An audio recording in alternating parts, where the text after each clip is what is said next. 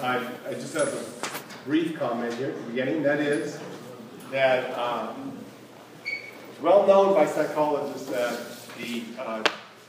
the one overlapping commonality of all people that are happy is that they live for something larger than themselves. They're involved in something meaningful, and they are in service of a higher vision, a higher ideal, helping others. This is what brings happiness. So this is the panel on how to become happy if you're a big historian. So the whole idea that we are part of something larger, the Earth community, Gaia, is what we're going to explore here. And I'm very, very much looking forward to the conversation. We're trying to keep it open so that there will be a chance to interact with the panelists afterwards. You're leaving already? So, you know, at a conference, we all know that it's great to hear the ideas, but I think that's actually secondary. The primary thing is actually making contact with people, because these can result in lifelong associations. I mean, if you just think about the number of lifelong friends you have from a chance meeting, that's what this is about. So I think it's so important to get a sense of who is up here. So I'm going to introduce them one by one before they speak. So over here on the far right, who's speaking first, is Sean Kelly. Sean is a professor of philosophy, cosmology, and consciousness at the California Institute of Integral Studies, and we're longtime colleagues. So he is author of Coming Home, The Birth and Transformation of the Planetary Era, and Individuation and the Absolute, Hegel, Jung, and the Path Toward Wholeness. Sean is also co-editor with Donald Rothberg of Ken Wilber in Dialogue, Conversations with Leading Transpersonal Thinkers. And he's co-translator with Roger Lapointe of one of the most important systems thinkers on the planet, Edgar Moran, in his book, Homeland Earth, a manifesto for the new millennium. Sean's research is increasingly focused on engaging creatively, well, emergently, with the complex character of the current planetary crisis. Set within a transdisciplinary approach to the evolution of consciousness, he has developed integral perspectives on the transition to a life-sustaining society, including a more integral understanding of Gaia theory. At the center of his work is the conviction that we are being called to participate actively in the awakening of Gaia, our planet home, guided by the twin virtues of wisdom and compassion and service of the entire Earth community. Please join me in welcoming Dr. Sean Kelly.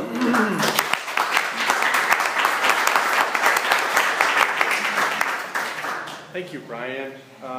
Those of you who know Brian will know how much that description that I wrote out has been influenced by the life work of Brian and my other colleagues.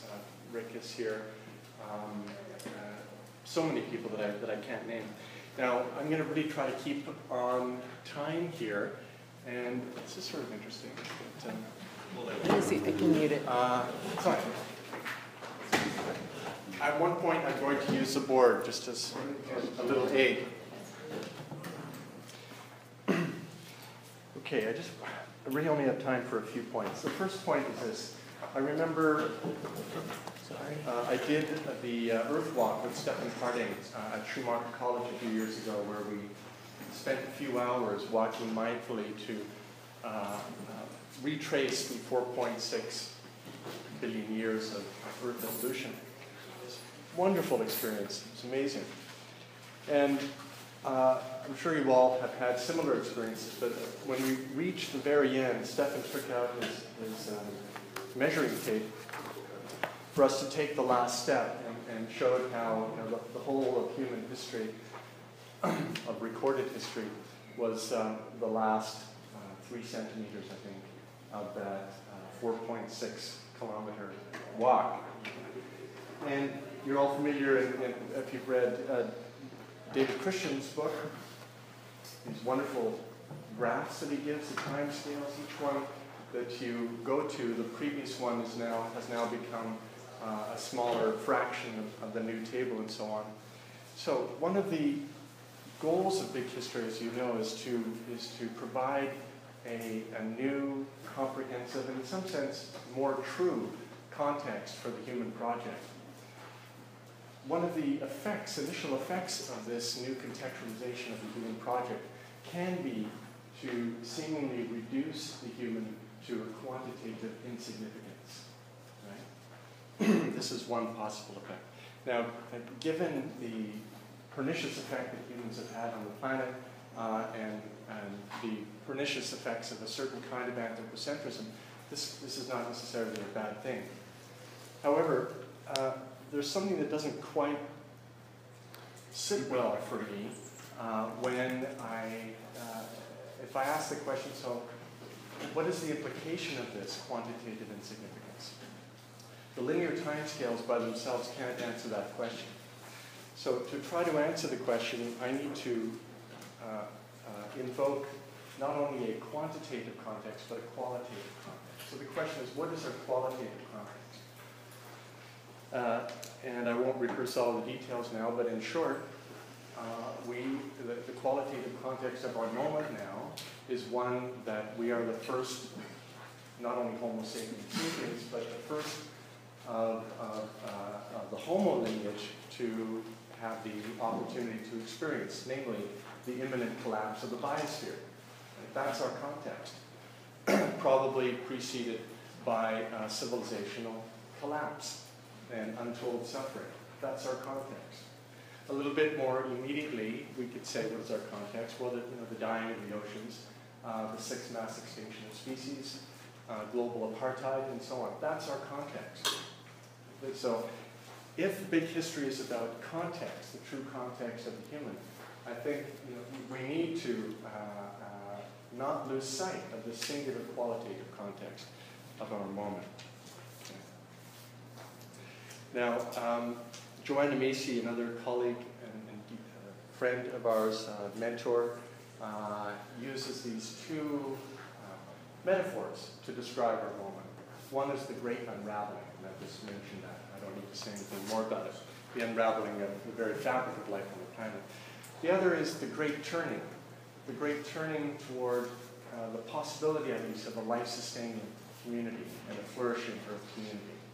So we're actually poised on this threshold between, or including, the great unraveling and the great turning. And what we do with our lives and what we do as a learning community, as a caring community over the next, particularly decade or so, will decide whether or not the great unraveling wins out over the great turning. So we're at that threshold. In terms of big history, however, I believe that we are also, to use the terms what are becoming the standard terms of big history, I do believe that we have been in threshold 9. We are in threshold 9 right now. Now, threshold 8, you might recall, is the modern revolution. I prefer to call it the birth of the planetary era. They coincide. The birth of the modern period is the birth of the planetary era that begins literally with a circumnavigation of the globe. That's right. And the experience that humans had in the body for the first time that we live actually on a planet. It's also followed by the Copernican revolution, where we realize that the nature of the planet. Soon after, we have the scientific revolution and so on. You know that story. So the birth of the modern is actually the birth of the planetary era. But the implications of the planetary era didn't become evident to us as a collective until quite recently, particularly with global climate change. Well, those who saw it coming earlier with the birth of the environmental movement and so on. But it's now impossible to deny. But what is that threshold deny? Well, remember, sorry, so I'm just going to do one little thing. Can't put it on. So, if you remember Lovelock, whoa, I thought I was writing on the screen there for a second. I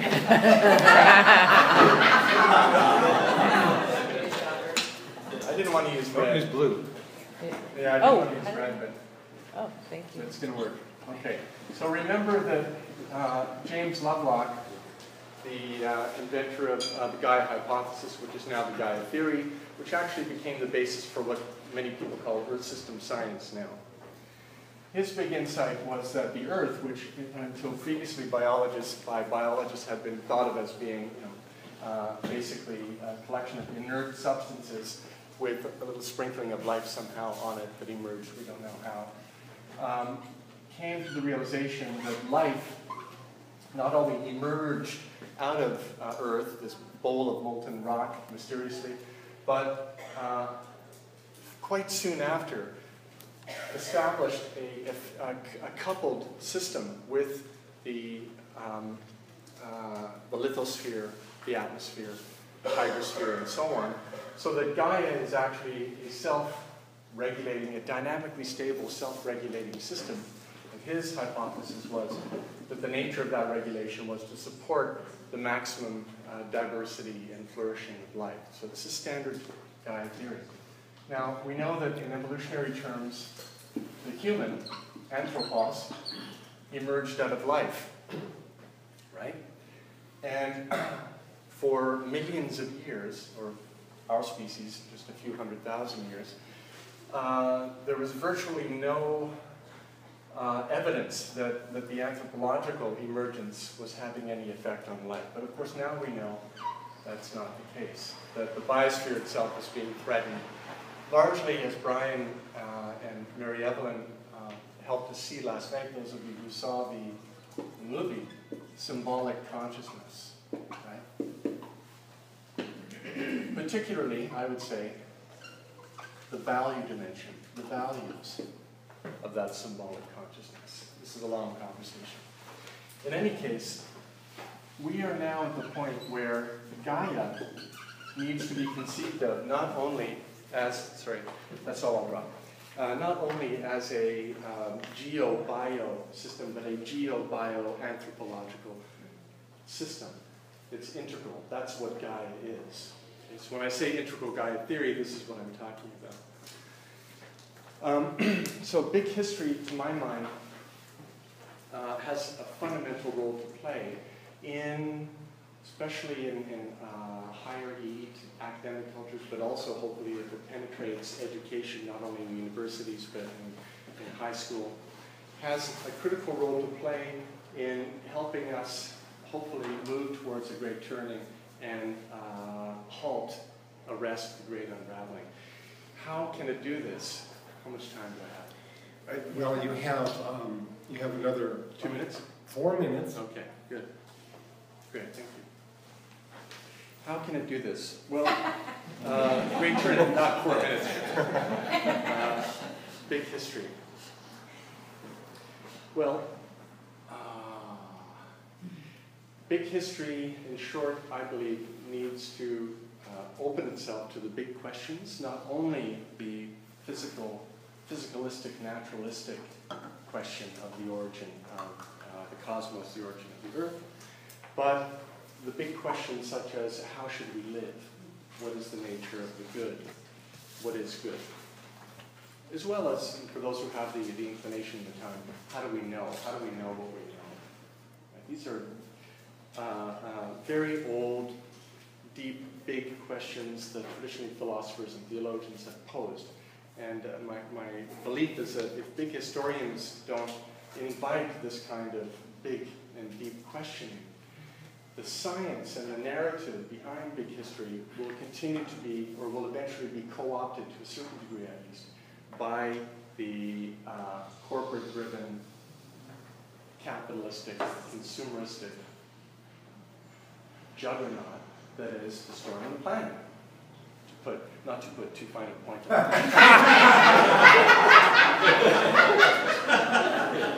it. So the science of big history, we could say, needs to be coupled with conscience. This works very well in French. Science et conscience. In conscience, conscience is not only consciousness. In French, conscience is both consciousness or reflexivity, knowing what it is you do and why you're doing it, but it's also conscience, having a sense of ultimate concern. What are the highest values? Right? So science with conscience. This is wisdom. So science needs to move in the direction of wisdom, at least the science that is going to inform and be cultivated by big history. If big history is going to live up to its promise, presumably it wants to aspire not only to science as we have known it for the last couple of hundred years, but to wisdom. And that would mean having a sense and cultivating a sense of the good and the true and the beautiful, but just focusing on the true and the good for a second. The true would be anchored in a Gaia-centric evolutionary narrative, right? And that would include an integral Gaia theory, but it would also include other grand narratives of the evolution of consciousness, the kinds of which we study in our program, Philosophy, Cosmology, and Consciousness, fine example of which Richard Tarnas did in The Passion of the Western Mind, and so on.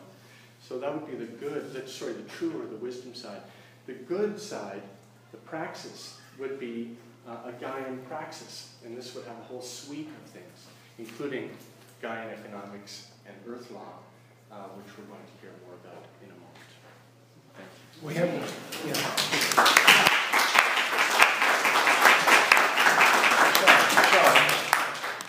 We have, so we have some time now to interact with Sean. Rather than waiting until the end. Sure. We can have so the idea is alive in the room. So, are there any comments, questions, and concerns? Sure. Could you just give us just an example of what that co-optation might consist of? Sure. The standard paradigm of doing science is one of disinterested knowledge, right?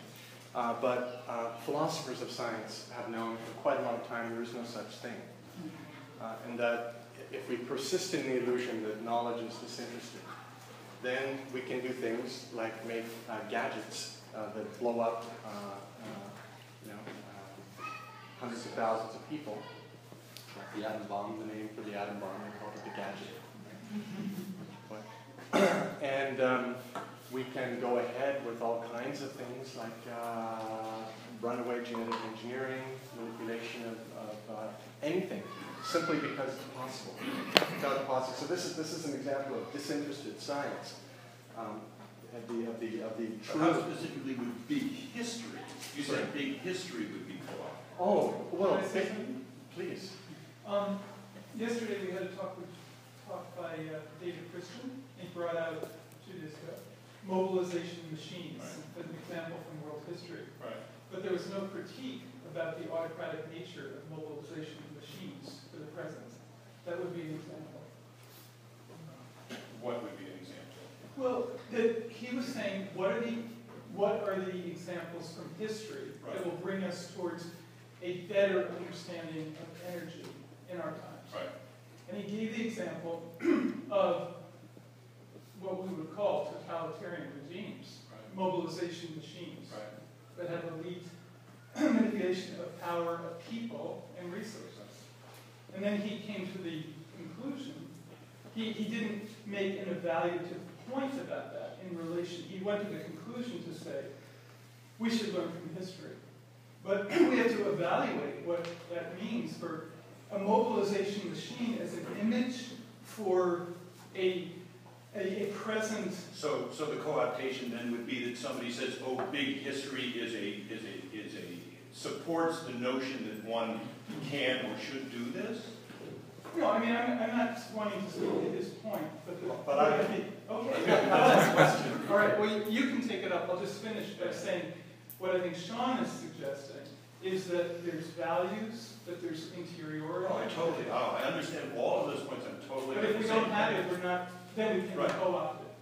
I see. Okay, but I'm asking for an example of how exactly you said big history. I assume you mean the discipline.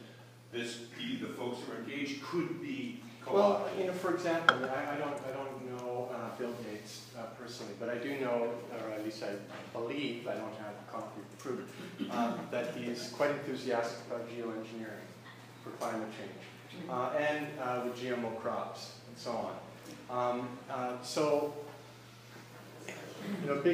all research programs, to the extent that they get money from somewhere, there's a tacit pressure to please, right? If you want to keep getting the money. I'm not saying that that's the case here, but there's always that danger.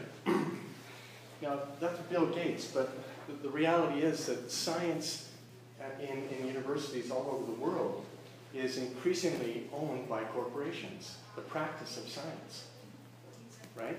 So if the narratives of science are supposed to be the basis of big history, then we need to look at in what ways are these narratives of science, scientific narratives I should say, and theories, explicitly or implicitly basing themselves on certain values which can be used to trash the planet and enslave half the world's population. And jump in, John. Jump in. Semantics has a huge value. Alan Picard, carrying cell molecular biologist. I don't think that people who are doing genetic engineering are the devil. No, I agree. And I think that the value of language to essentially bring people together, as was evidenced last night in a beautiful way. Some of your language is, even though I think we are trashing the planet, don't get me wrong, the cure to it has there's a huge semantic component. Because people talk past one another as a matter of habit. For example, if I give you evidence that says genetic engineering of soybeans causes cows to have miscarriages, if you are predisposed to believe that genetic engineering of soybeans is bad, you're going to take that data and say genetic engineering is killing these cows. But somebody says there are hundreds of millions of cows walking around on the planet, so eating genetically engineered soybeans. So there's an inconsistency. Right. So okay. So to find a language to bring us together is a beautiful thing. Yeah. If I hear you correctly, I'm not saying that let's not do rigorous science. I'm not saying that. And I believe that we need people who will be disinterested in that sense, as long as there are more of us watching out for the big picture, right? And if big history is styling itself as the custodian of the big picture, then I think it's important that we not get mesmerized by the power of the scientific priesthood, basically, as it is currently constellated. Sorry, I want to give some... Karen, jump in. I'm going to jump in with a great example that just shocked the heck out of me. I was invited to the Denver School of Science and Technology. There was a big history teacher there who asked me to be part of his think tank thing about what the education of the future should be like for our children. And what they did, the first thing they did is they showed a film by Corning about what the future could be like. And it was the most bone-chilling perspective that I've ever seen. And I became quite adamant about how I felt about it, because what it did is it put a piece of glass between you and nature, literally. The kids would go out in the forest and they would look through the glass and they'd see a mushroom and they'd go look up stuff on the mushroom. They never touched it, they never smelled it, there was no connection whatsoever, and then they came back home and they, the best part was they did an overlay of Jurassic Park. So now on the screen, all of a sudden they get to see these Tyrannosaurus Rexes coming through the same forest that they're supposed to be in contact with. And it was all this educational stuff. It was just scary. And yet that is a Bill Gates supported school. This was supposed to be a think tank opportunity for what the future could be like. So it's very insidious. Thank you. I don't want to monopolize my part, so Do we have time for one more? Sir? I'm not sure how many people, English speakers, understand Edgar Moran, but I understand now that you've written a book, which I've just ordered. But in a nutshell, in short, because I've heard of him, but I'm not aware of him, prepare me, how is he unique, and how is his voice important to an understanding of complexity? Wow. And in 1 minute, No, that's the question. especially jet lags. Well, for instance, we hear a lot about complexity, but there are at least two species of complexity theory. It's very confusing. Yeah, and I mean, traditionally there was the Santa Fe Institute complexity and the Santiago school. The dominant one is the Santa Fe school, which basically is complexity generated by simplicity, right? By fractals, for instance. So the goal is, again, to reduce phenomenal complexity to mathematical algorithms that can be basically manipulated by computers. The other school of complexity is more associated with the mystery of self-organization and with the irreducible meeting of not only organism and environment, but of interior consciousness for interiority and exteriority. So that's the other flavor of the school of complexity. But so Edgar Moran comes more out of that second school, and he uses complexity as a root metaphor, you might say, for understanding the full spectrum of the sciences and our world. For the last 2,000 years, the atom, at least until the 20th century, the atom was the ideal, right? The non-splittable, hard, independent thing, which of course turned out to be an illusion in the atomic age, strangely called. So complexity, however, means complexere, to weave together.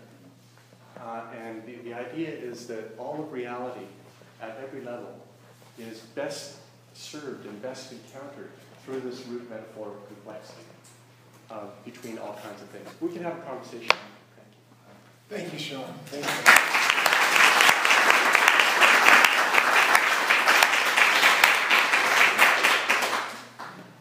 Linda Sheehan is an attorney and educator who works to improve environmental laws and policies.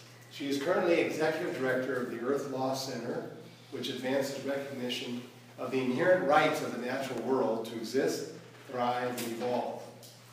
Prior to Earth Law Center, Linda worked to protect California's waterways and ocean habitats as executive director of the California Coastkeeper Alliance.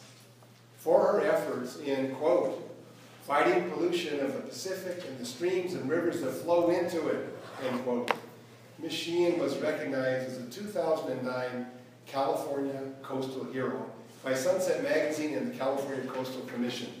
Isn't that something? Not enough, more. So Linda holds a BS in chemical engineering from Massachusetts Institute of Technology. I feel like I said genuflect here. And an AD from the University of California, Berkeley's Goldman School of Public Policy, and a JD from the Berkeley School of Law. She is a member of the Commission on Environmental Law for the International Union for Conservation of Nature, IUCN.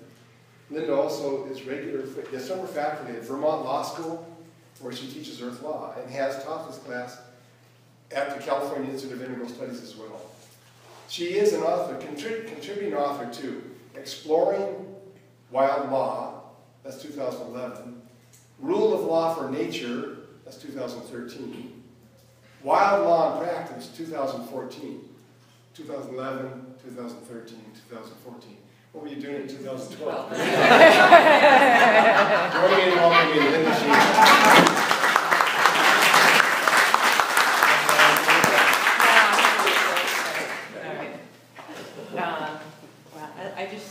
That sounds good on paper.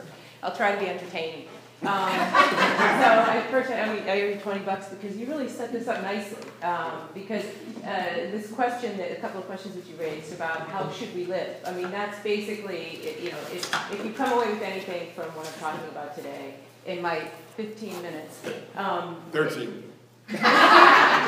But, okay. 15. All right. Yeah. It's really, for me, it's always been a question of sort of how do we live? Because my career has been focused on, for the most part, implementing environmental laws, mostly around the Clean Water Act and ocean issues. And I don't need to sort of like recite the litany of all the troubles that the planet is facing right now. We're in dire straits.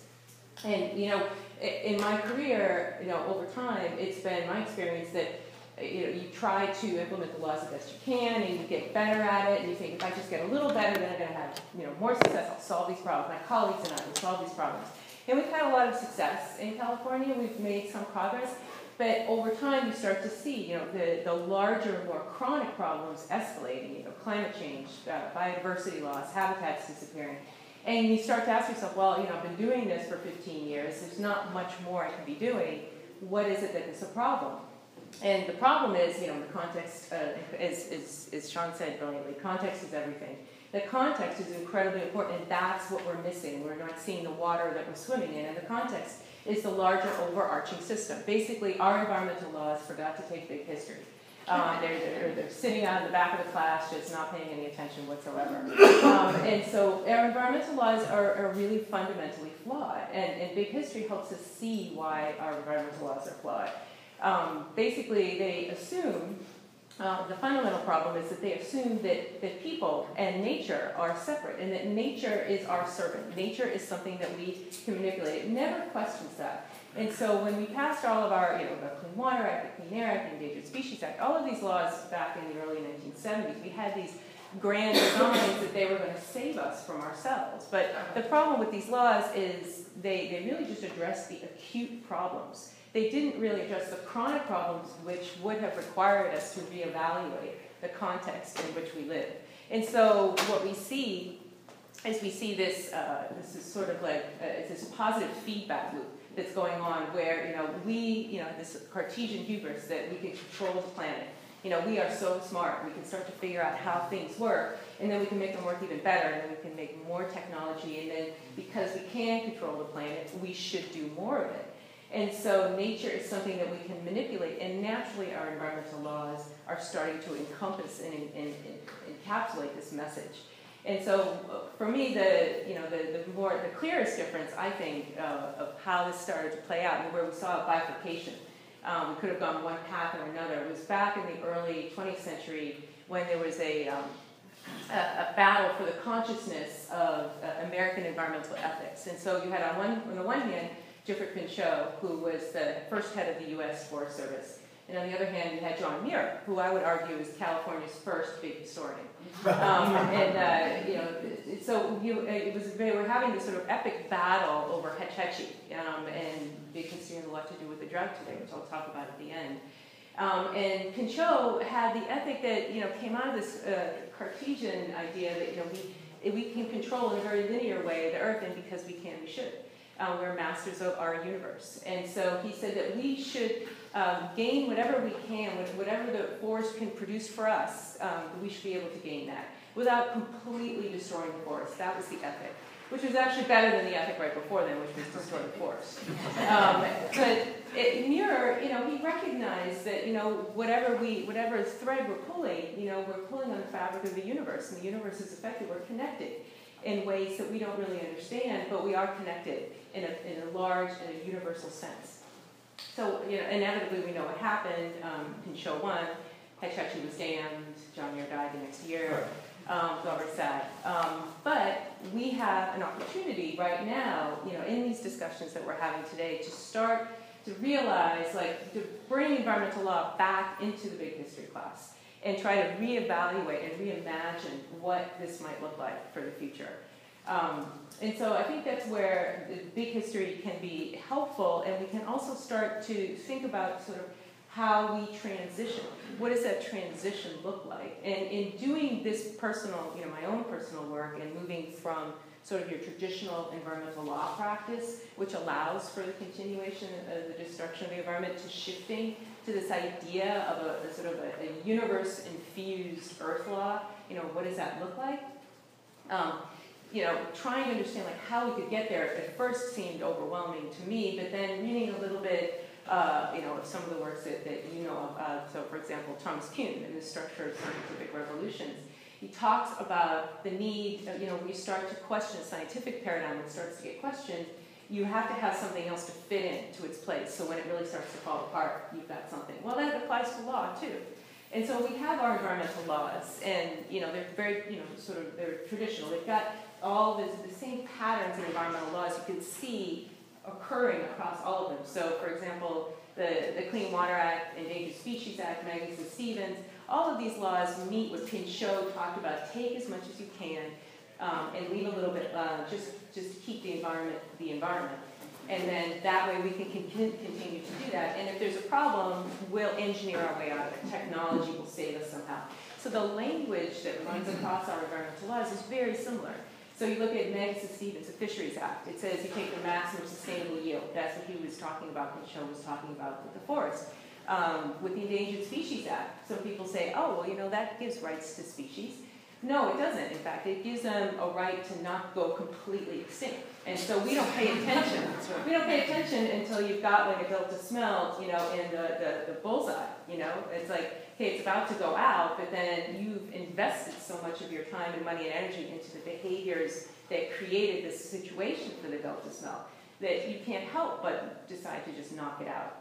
And in fact, you know, some of our greatest thinkers here in California, people who I highly respect, scientists and lawyers, have articulated that we need, their new term is endangered species triage. That if we want to be able to manage water in California, we have to let some species go. We have to decide the delta smelt and some particular runs of salmon, perhaps, they're just going to go.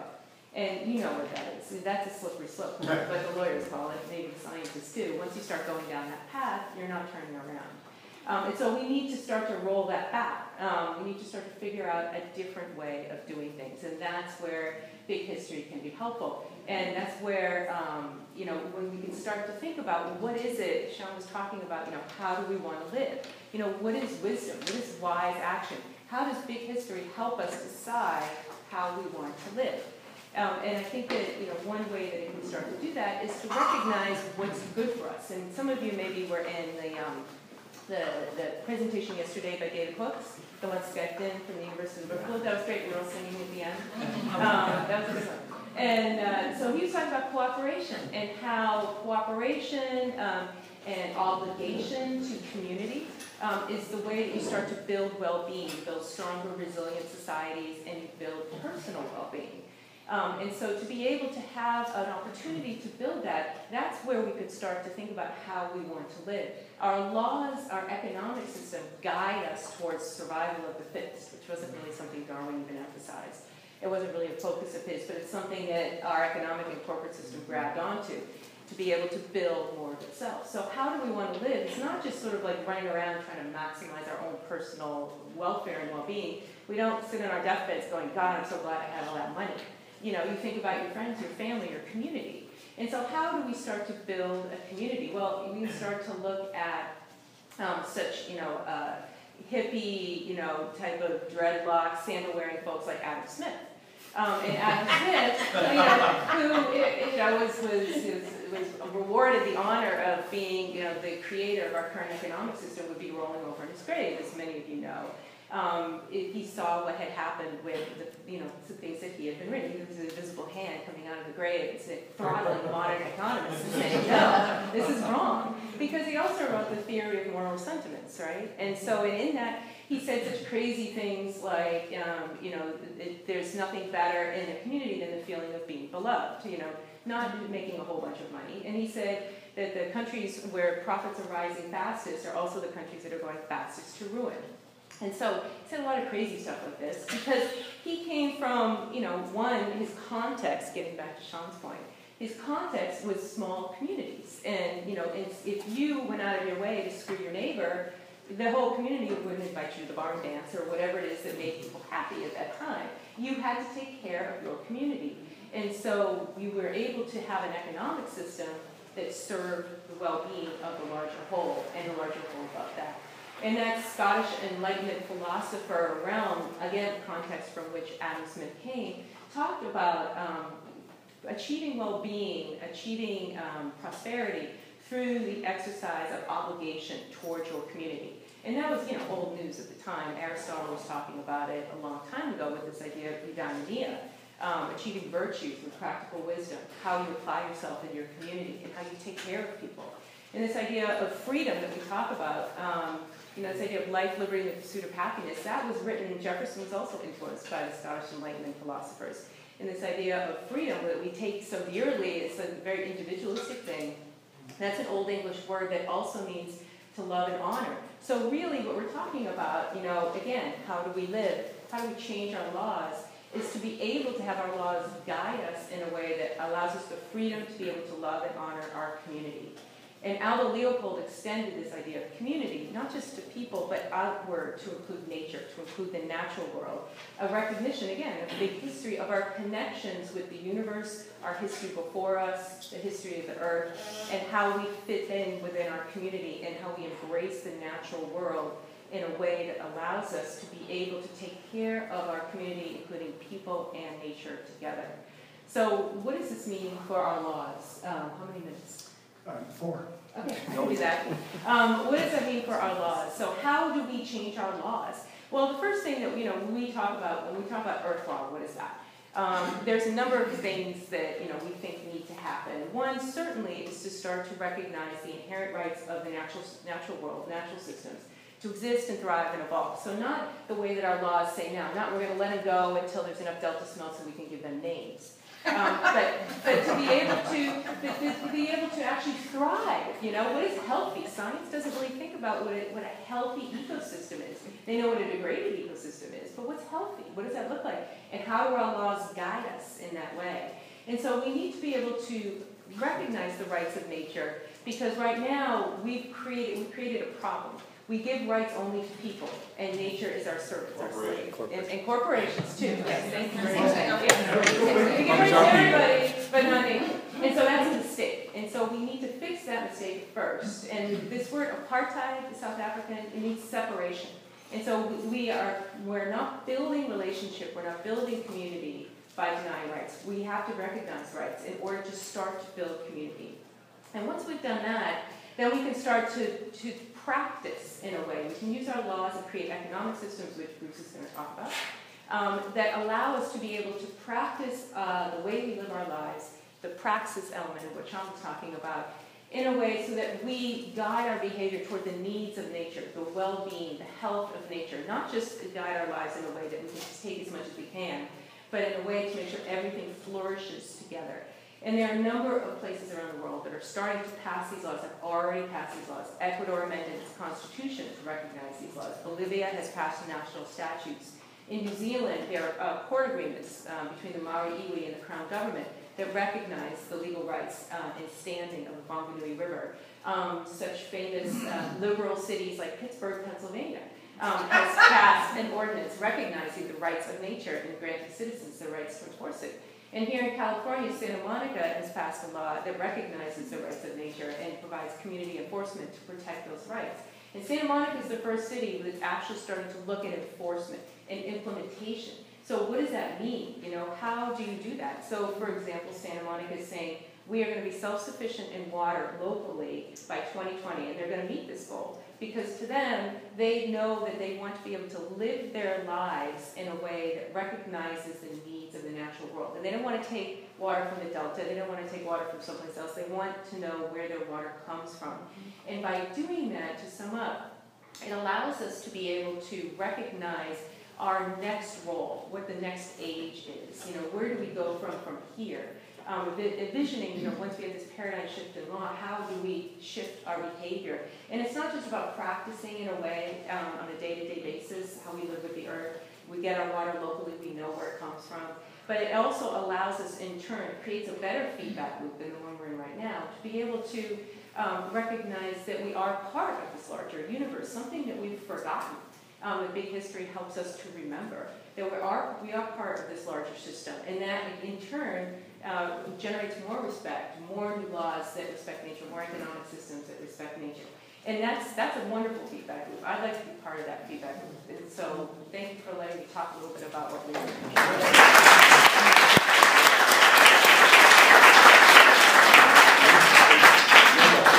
Oh, stay up there? Oh, okay. Sure. Okay, I forgot. Sir. Thank you. I love what you're saying, but above that, I love what you're doing, so thank you. And I'm sure you've gotten a glimpse now of kind of a better glimpse of what big history is all about, or at least a glimpse of it. Given that glimpse, how can we help you?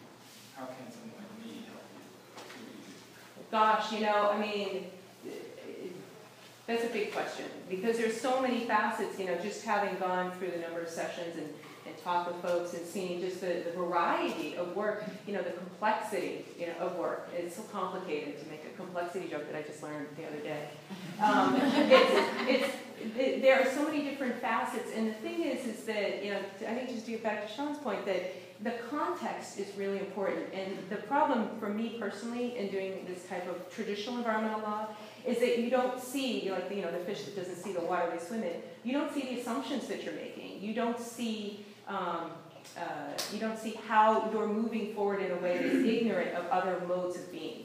And so I think the best thing for big history is to just keep talking and publishing in a way that is accessible to lots of different folks out there, and to recognize that the value of these lessons in an accessible way to people who are doing this type of work, because sometimes we don't know enough to ask the questions that we're ignorant of. And so some of the things about thresholds and complexity are really incredibly valuable when you're trying to figure out, how do I craft a law and an implementation system that isn't going to cause more problems, it's actually going to be beneficial. So I'd say, just try to open the tent and make sure that these ideas are open to everybody, not just to university students, but more broadly. I think, YouTube videos, things like that. Thank you so much for your work and your talk. And it strikes me, to say the obvious, but to draw out from you, Earth law meets Earth jurisprudence, and Thomas Berry was one of the leaders in thinking about this. And so I'd love you to comment on that, and also Cormac's book, Wild Law. And we're happy you're coming to Yale to also intersect with Doug Kaiser in the law school, who is very keenly interested in this. But I think the notion of jurisprudence is essential, otherwise we can't have an Earth law. Yeah, no, absolutely. Thank you for bringing that up. And jurisprudence, it's funny, when you're in law school nowadays, or at least when I was in law school, I don't think they still do, they didn't teach jurisprudence. The philosophy of law, the underpinnings of law, why we make the decisions that we do. And that's, a travesty, because we as lawyers, when I was in law school, you take corporate law, and they're like, okay, corporations have rights, in this case says so. Corporation have rights, okay, I get an A in the test, I write it down. You don't think, you don't question. And so jurisprudence allows us to be able to more deeply engage in what is law. I mean, law seems to be this thing like economics that we can't change. And the philosophy of law, the jurisprudence, allows us to question why we do what we do. And Thomas Berry did that, so brilliantly.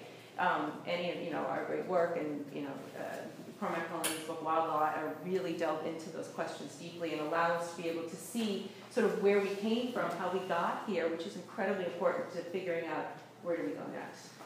Thanks. Thanks, Linda, for a great presentation and your work.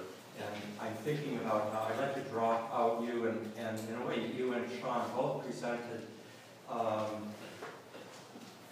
perspectives that also involved commitments, value commitments. And it gets to the heart of the issues that we've been talking about in the last 2 days about big history and how do values and how does this ethic of care, which saturates everything that you just said and everything that Sean just said, how is that supported intrinsically by big history, or how can you how can you make the, let's call them the disinterested big historians, the one, I'm putting disinterested in quote, how do you convince them that an ethic of care that is something that is supportable, where anthropos and values are part of the loop with geo and bio, rather than what big history can pretty much do, is geo, bio, and anthropos is one more species, and let the most fit one win. That's the way evolution works. Yeah. That's a big question, but I think that I get back to a couple of things. One is that it's not the way that our current society is structured. It's not fashionable. It's not cool to talk about. I really care that this species is going. That makes me feel terrible. or that's immoral. You can't, it's almost like you can't say that something's immoral, it's insulting somebody. When something really is, truly, letting species go extinct is immoral. But it's a difficult conversation to have because our heads, again, are caught up in the language that says, monetization, privatization, corporatization, that will somehow solve all of the world's ills. In the way illustrated, a colleague up in the University of Victoria talks about an adjective-noun problem. And so you think about how language, we talked about language earlier, how that co-opts how we think. Just think about like what are sort of the terms of art for environmental progress. So sustainable development, green economy, management of natural resources. I mean, think about the language. So development, economy, resources, what's important, right? It's the way the current economic system is worked. And how somehow we have to stuff it, nature's misbehaving, we have to manage it, stuff it harder into our current economic system by monetizing it. Rather than realizing, and this is where big history is important, rather than realizing that we're part of this incredible universe. It's amazing. Any little kid, when they look up at the stars, it's just this awe and wonder that you forget because you grow up and you're not supposed to talk about such things. And so I think that we need to at least start by changing the language. So if we change like sustainable development to thriving communities, flourishing communities of people and nature working together, start to change just the basic language that we use, it will start to open up space for people to be able to articulate what we're all feeling. I mean, everybody feels this. They just feel difficulty articulating. There's a language isn't there, and the acceptance isn't there. But I think once people start talking, it will be like a dam that breaks. Thank you, Linda. Thank you so much.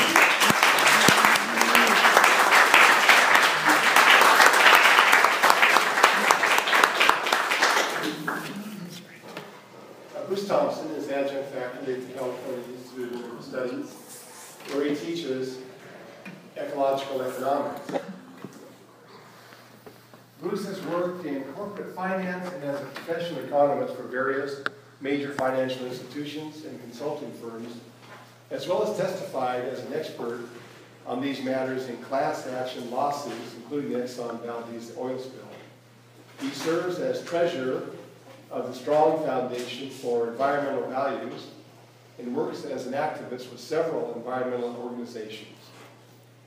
His passion now is researching, speaking, and writing about ways to connect the dots between economics, cosmology, spirituality, and the environment as a path toward a more sustainable and satisfying future for humanity.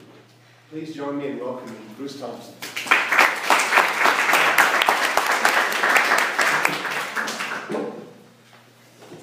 That's why I wore dots on my shirt. So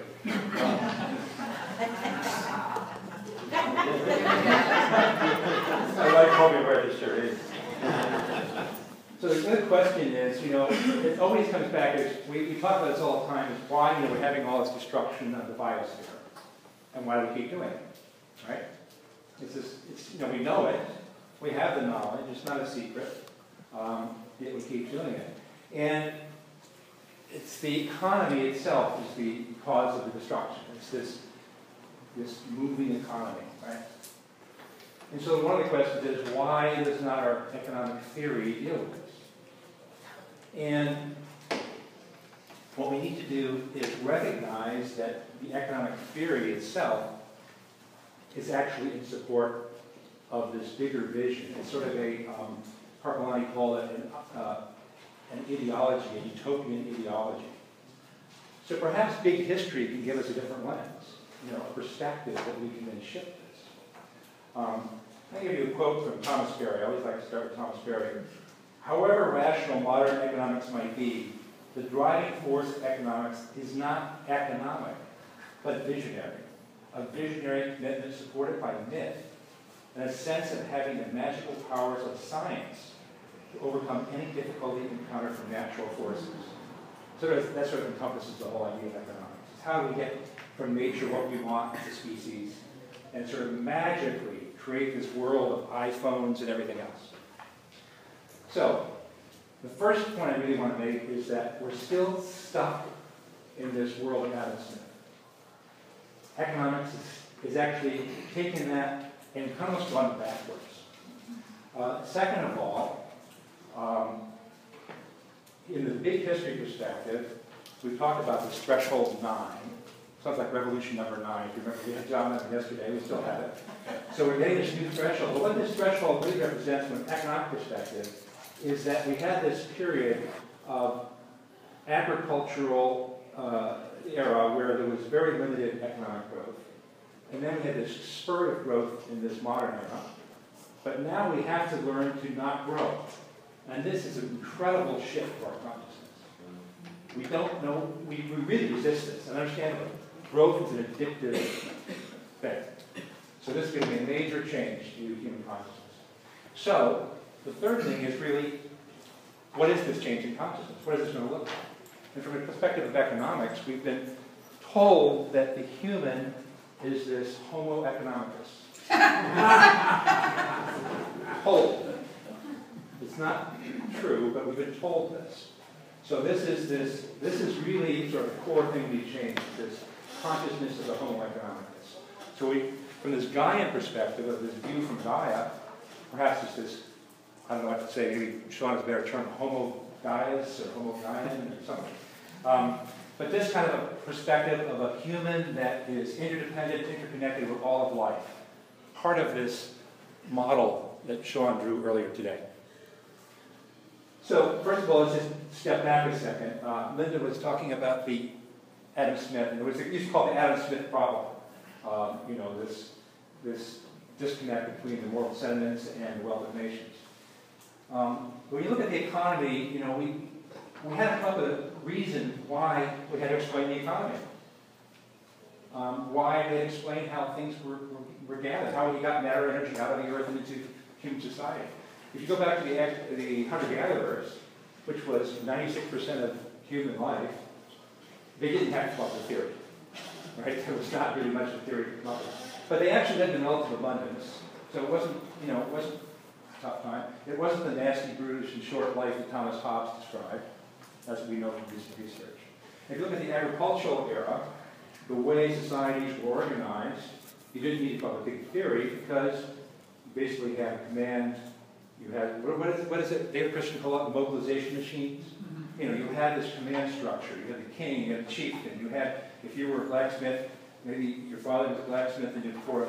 So it wasn't a need to really explain this whole process. But suddenly you have, with trades getting bigger, we have more industry coming up, there was a need to explain this process.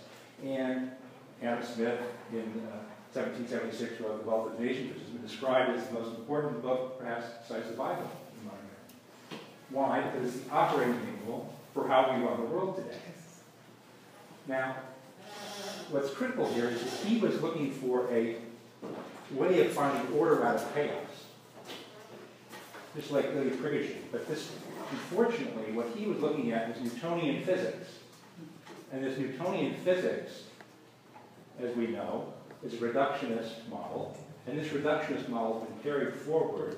If you look at the 18th century economists, what they've done is taken this physics and just layered it on with more and more abstract models. Now, as we know now, the model of the world is really not an abstract, it's not a physical, Newtonian physical model. We know that it's a very complex, self-organizing system with very, very different mechanisms. But because of this layering on of the abstract model of the Newtonian physics, we're stuck in this method. And as Alfred North Whitehead said, it's the fallacy of abstract materialism. Here's a quote from that too. The fallacy of misplaced concreteness, what I got to say. Yeah.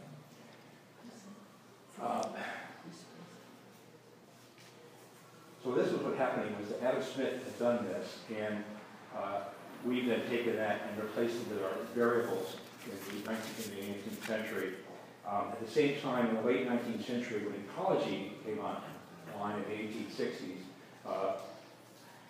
with the Ernst Haeckel and ingenious farming and the Danish botanist, the first definition of ecology was by ingenious farming. He said, by ecology we mean the body of knowledge concerning the economy of nature.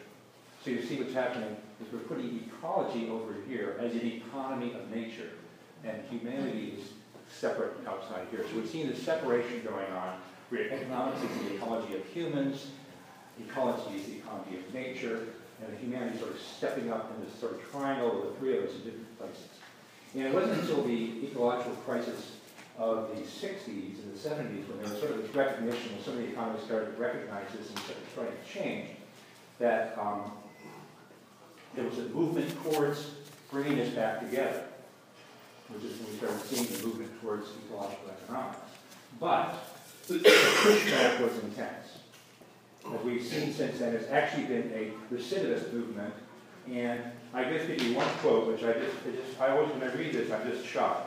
But I think this statement, even though it's so shocking, it sort of represents where economics stand. That's from Julian Simon, who's a conservative economist who died a few years ago. This is from 1994. We now have in our hands, in our libraries, really the technology to feed, clothe, and supply energy to an ever-growing population for the next 7 billion years. We are able to go on increasing forever. Now, that's an extreme statement, but it really represents the idea that economics is outside of history, and it's outside of the natural world. And that's because the economics model, as it currently stands, it's separate from this biological model. It's a Newtonian physics model. Now, to give you an idea of one of the reasons, it isn't that Adam Smith was, we're saying it's not that it wasn't bad, he just represented the world that he was in. And he was dealing with essentially an empty world, only 720 million people. And the world GDP, or GWP, what I call world gross world product at the time, was 128.5 billion in current dollars. Now, to give you an idea, Apple is bigger than that, right? So we're talking about a very, very small place. Even, Angola or Ethiopia, we would have adjusted these dollars to be similar. So that's, at the time, England was not even that big. I mean, the biggest economies were China and India by a long margin at the time. So when Adam Smith was looking at the world, he saw this very empty place. Remember, we were just starting out as a little tiny little colony. So as I was saying, these little communities, you see little tin factories, and so this is this operating manual based on Newtonian physics, which we've then extrapolated and locked into, and we're running the world based on it, with no understanding of Newtonian physics and all the emerging science and complexity. So, since that, of course, the world has grown by 356-fold in terms of economics, in terms of GWP, and by 10-fold in terms of population, 7.2 billion approximately. So, we know that growth can't work. I'm not going to get into the details. We know there's physical limits. We know there's the sink limits in terms of all the different biophysical properties going on in terms of climate change, etc. There's also issues around ethical issues, which big history can have an impact on in terms of, for example, we're talking about species extinction, and we mentioned that as well. And we can look at that in terms of how, from a ecological economics perspective, we can create better ways of dealing with that. For example, if we continue to grow and we start crowding out all the other species, and we're looking at ways of determining metrics for that, we might have a principle that says the basic needs of the present should always take precedence over the basic needs of the future. Right? We want to live today. We can't die today. But the extravagant needs of the present should never take precedence over the basic needs of the future. So we sort of shift to a big time perspective by sort of reimagining our priorities. And also by including all of the whole Earth community into our metrics.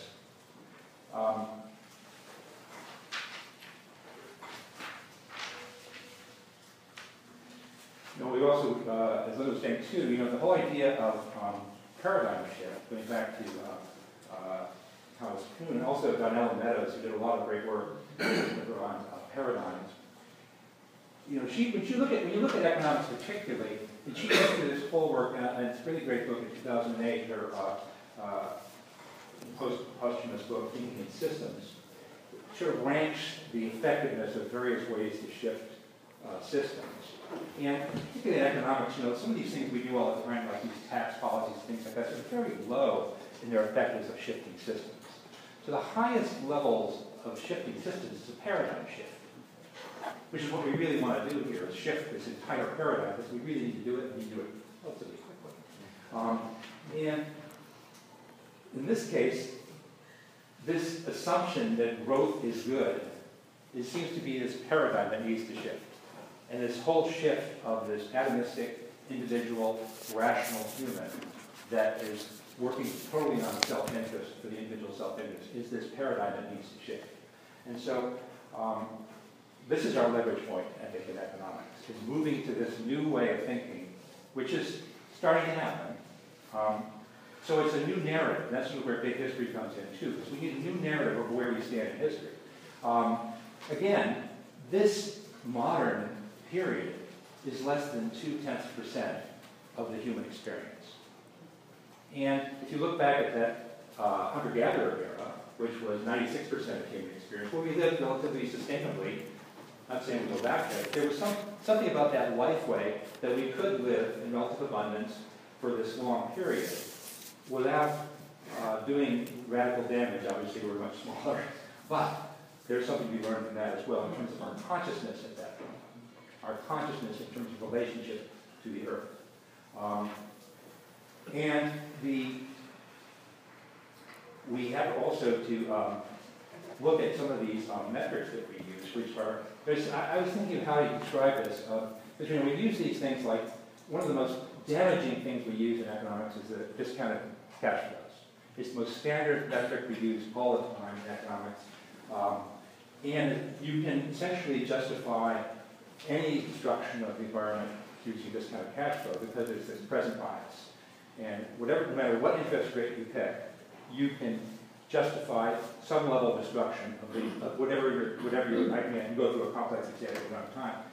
And I was thinking about it, it's like, I was just thinking, usually you say apples and oranges, but it's like apples and unicorns, because you're dealing with something that's an abstract, imaginary concept, which is interest rates, right, with a reality, which is the physical world, which is always the problem when we're dealing with our economics. So, you know, as Thomas Perry also said, we need to reinvent the human. And so to me, what this really means is that we need to reinvent this Homo economicus and realize that we're a conscious, self-aware species, that this is our secret to our adaptation in evolutionary terms. This is how we have succeeded, and particularly through our language. And the language of economics is a tricky language. And we've talked about language as being very critical. It came up last night in the movie, this issue of language. And I think back to the Nazis and the Holocaust. And they used this ritual authoritarian language, which, if you look at it, it's the language of economics. They were talking about production and, you know, loads of, it was just horrible. And in a way, that's what we're doing now with what we do to the species, what we do to the earth. We're using the same sort of language in our economics to destroy the earth. But we sort of numb out because the language is so technical and distancing. Don't look at me. You're the one. Time meister. No, he just ran out of time. Okay, yeah. You have 3 minutes? 3 minutes, okay. Great point there with me. So this is this idea of bringing in dying wisdom, which sees ourselves, you know, this is this domain. Right now, the economic domain is this rational self-interest. And so we want to bring this domain to this domain of community interest, which then expands outward to planetary interest. Again, you know, and we were talking about this last night in the movie, which is, you know, this idea of care. And this is this incredible characteristic of the human, that we can then extend our scope of empathy outward to others, to other species, to the planet itself. And it usually, you see this with people who do, you know, do things, incredible things, to care about something they may have never even, you know, they just get excited about, you know, some somebody across the world they've never met. But this is our great capacity as humans. And so it's not about this individual atomized self-interest, which is the model that we're running our world on. So we need to shift ourselves in our economics to incorporate that. And of course, this means ending this abstraction, this idea of growth. The limits to growth will become an idea that we have to accept. And this idea of growth is because it's used as like it's like a steroid era in baseball. You know, we got so used to it. You know, people follow baseball, but anyway, it was a steroid era, and we've gotten used to that in terms of taking care of every problem that we try to kind of sweep under the carpet. J.R. McNeill said, he's a historian, the priority of economic growth is easily the most important idea of the 20th century.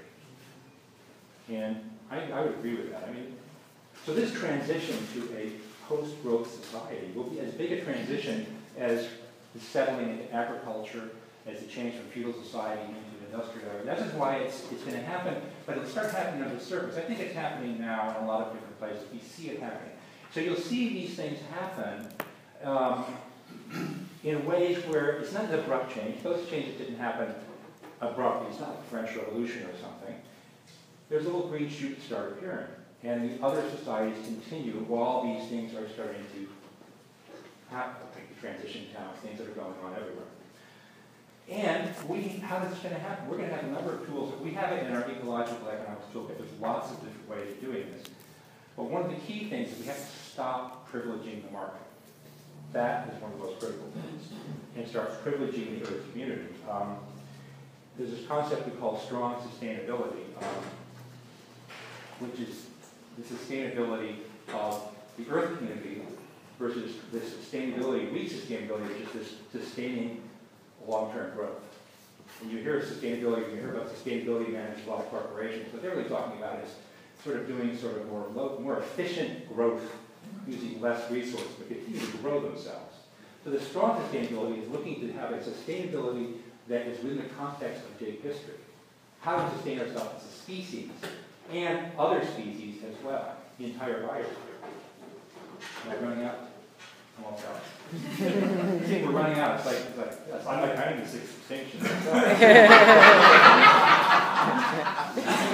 I'll just give you one concept here, which is one way of doing it is what we call the biocentric optimum, which is this idea that we have to sort of set an optimum for society, which is preserving other species and their habitat beyond the point necessary to avoid collapse or cumulative decline, and beyond the point of maximum instrumental convenience.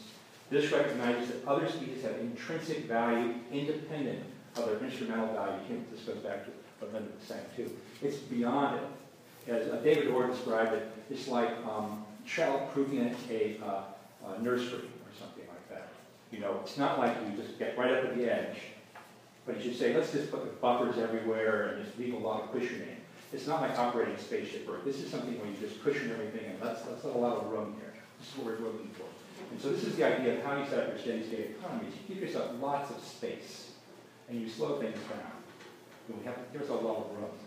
And so this Gaian wisdom means we're sort of replacing the invisible hand with sort of this caring hand, this helping hand, where we realize we're a conscious, self-aware species that can participate in this entire process.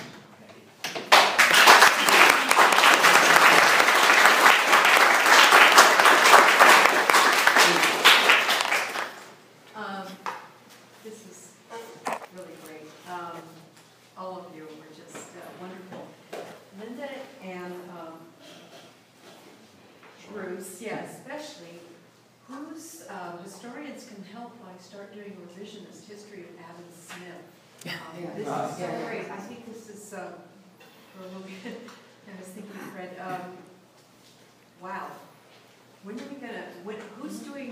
Who's rethinking Adam Smith now? This is so cool. Who could do this? How about you? I just became a biologist. What do you mean that you're thinking? I've gone from historic anthropologist to biologist. Now I can become This is so cool. What can we? It's like Rich's question. What can we do to help you, and I'm hoping you're going to stay in our big history community here, because this is a great. Yes. Yeah, so I'm just wondering, do you know of anyone who's doing this revisionist work on Adam Smith? That's so critical. Hazel Henry. His name's in Robert Nadeau at George Mason University. He's done a lot of work on Adam Smith. Very deeply. Dick Norgard right there in Berkeley, the founder. Yeah, he's one of the key people. And Herman Daly, who's now quasi-retired from the University of Maryland.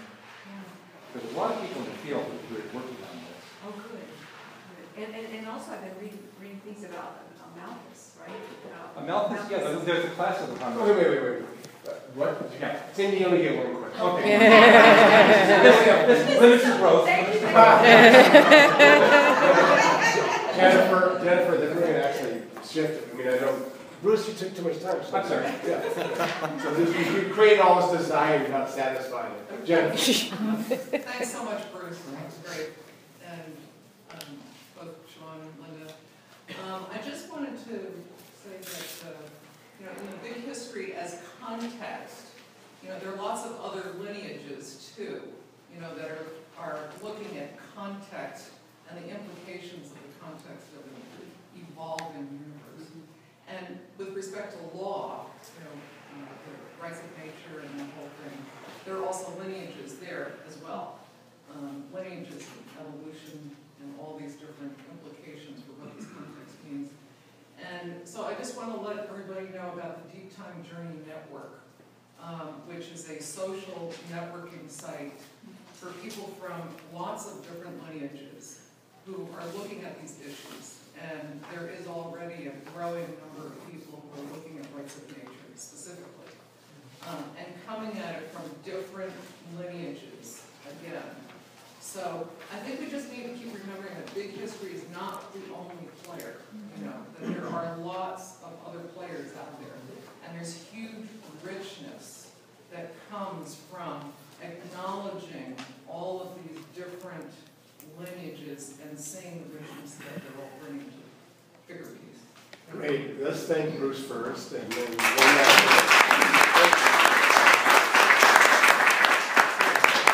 So what?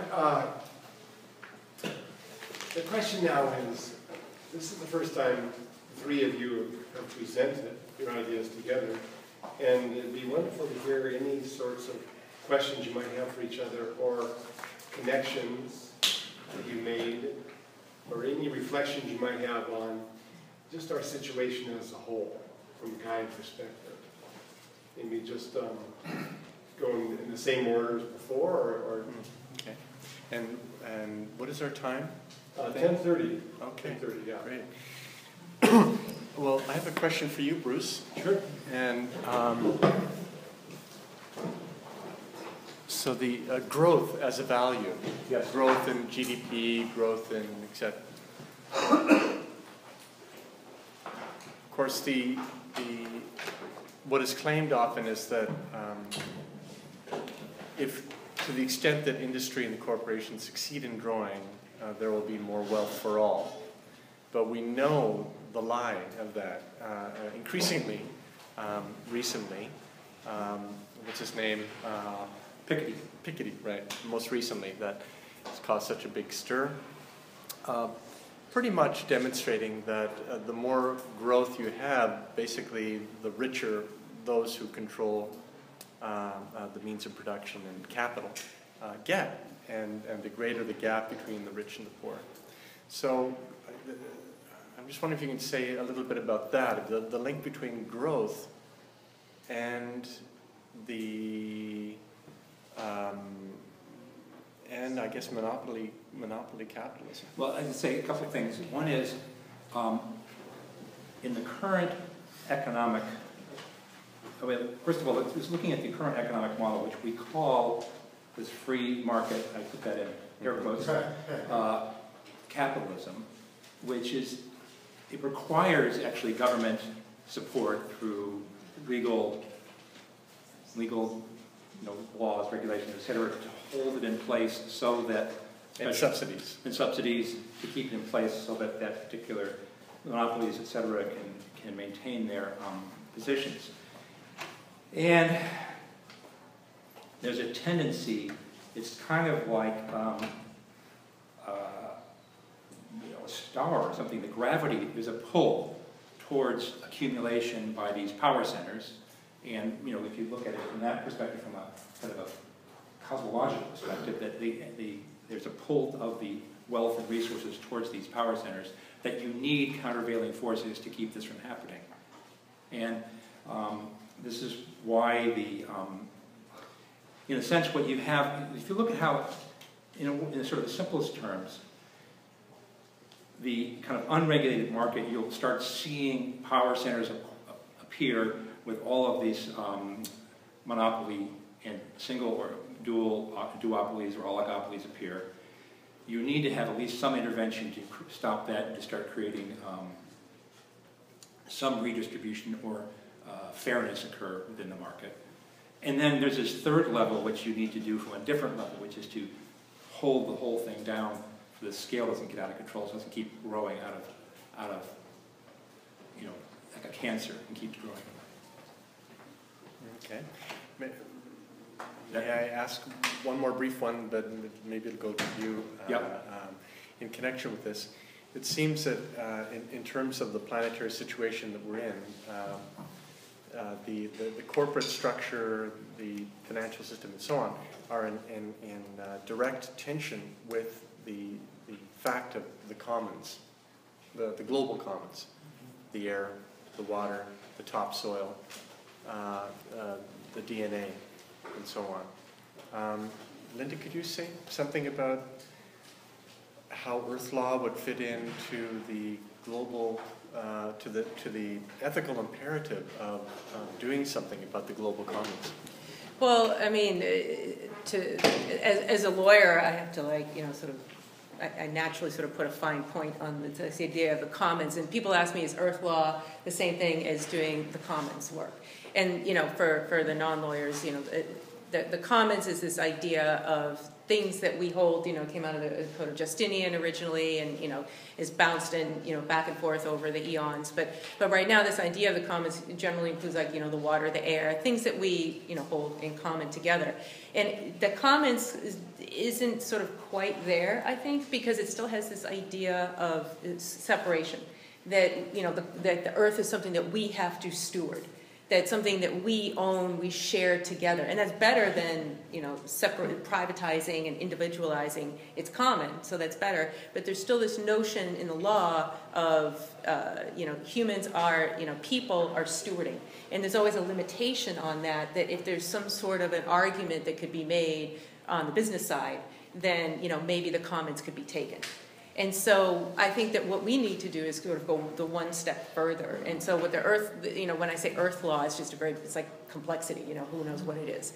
But it's this one step further where we are sort of giving up this notion that, we're even holding things in common. We are just nature. Nature is us. And we need to moderate our behavior accordingly. And so the end result, I think, would be different because under the commons doctrine, you would still allow business to have some foot in the door.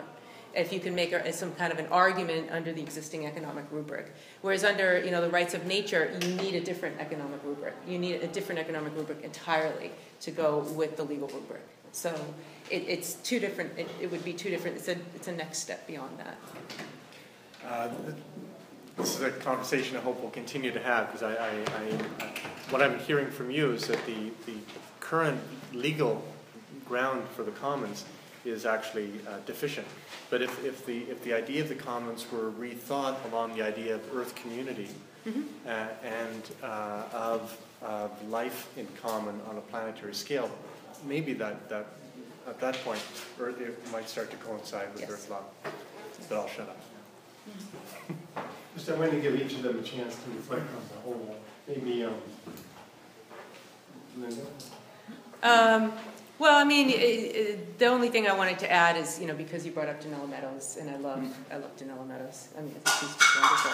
And when she was talking about, the different levers that you can pull, that piece resonated, significantly with me because, we as environmental lawyers tend to pull at the lower levels of the rungs. Maybe we do a carbon tax or cap and trade, but that misses the whole point of the paradigm shift that we need, and that's what we're talking about right now. But I particularly like, the way she takes it one step further. And if you remember in the piece, I do remember that, yeah, that's my favorite bit, because it took me like 10 times reading it to try to figure out, because I'm really dense sometimes, where she talks about, that the highest level is just not being attached to any of it, of course, and just saying, throwing yourself deeply into the idea of not knowing. And I really hope that, this conversation that we're having here is very exciting to me because, we have biologists, anthropologists, economists, lawyers, scientists, historians, who are coming together in a way that, your traditional, university system, education, research community doesn't really let you talk. It doesn't really it doesn't encourage this kind of thing necessarily. And so I think this is particularly wonderful because people are saying, I don't, something's wrong, I don't know what it is, but this is fascinating, I'm gonna go look at this. And so to me, I think that's almost that next level. You're not so attached. I was pretty attached to what I did for many years until I realized, I don't know what I'm doing. So maybe there's something else out there. And I still don't know what I'm doing.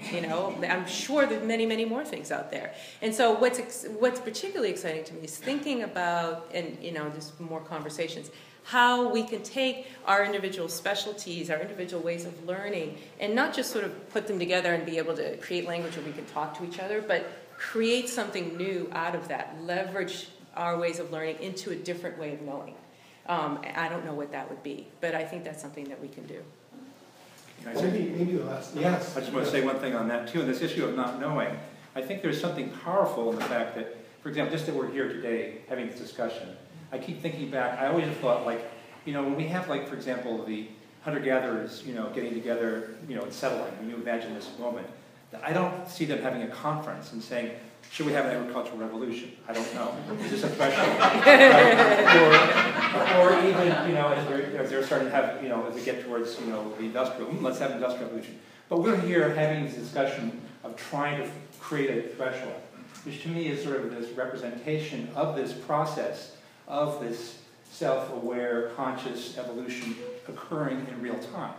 So we're here actually trying to engage and see how we can form it. And we don't know, and they didn't know what it was going to look like when they were doing it, and we don't know what it's like going to happen when this happens, this great turning, this transition, this threshold. We can't know, they couldn't know. The helium and the hydrogen couldn't know what the star was going to be, if they could know, but there's this process that's unfolding here where we're actually birthing this, and so this is this not knowing and being not attached to knowing, but at least participating in the process. That's so beautiful that even though there are many, many questions in the room, that would be a great place to end. And seek them out and make sure they answer all your questions. But maybe we just end with a round of applause for the.